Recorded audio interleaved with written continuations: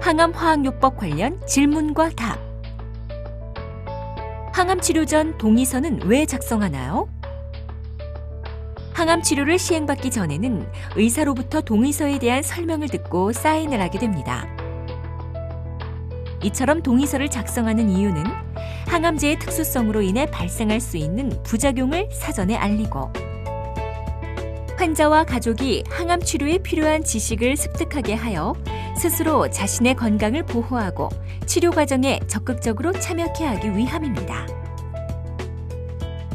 항암제의 종류는 어떻게 선택하나요? 항암제는 매우 다양한 종류가 존재하며 작용하는 기전도 여러 가지입니다. 의료진은 암의 종류와 진행 정도, 환자 개개인의 건강 상태와 부작용 등을 종합적으로 고려한 다음 환자분의 암을 가장 잘 치료하면서도 부작용을 최소화할 수 있는 항암제를 선택합니다. 항암제는 어디에서 투여받나요?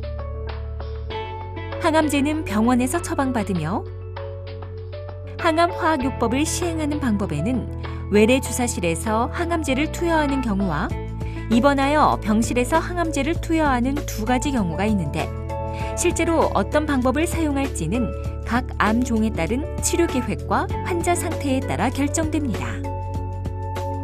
외래에서 투여하는 경우에는 외래 주사실에서 항암제를 투여받은 후 귀가하고, 입원을 하는 경우는 대개 하루에서 5일간 항암제를 투여받은 다음 귀가하는데, 투여 시작일로부터 1주에서 4주 후에 다시 내원하여 항암제를 투여받으며, 치료 방침과 질병의 경과에 따라 이러한 과정을 수차례 반복합니다.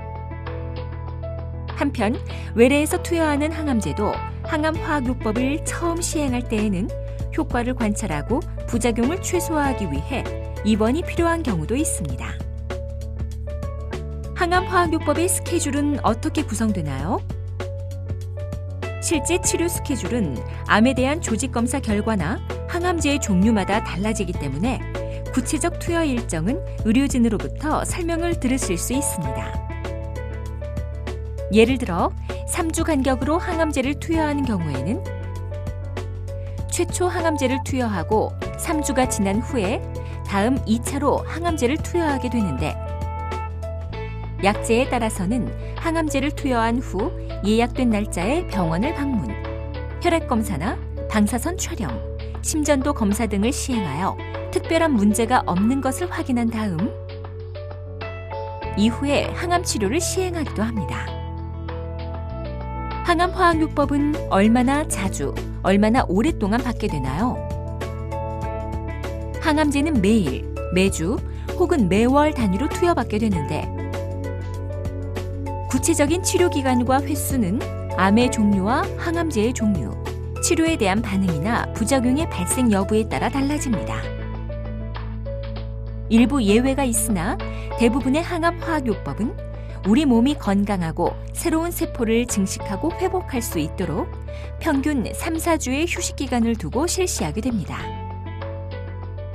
하지만 환자 상태에 관계없이 무조건 예정일에 항암제를 투여하는 것은 아니고, 때로는 환자의 상태, 혈액검사 등의 결과를 보고 치료 일정을 조정하기도 합니다.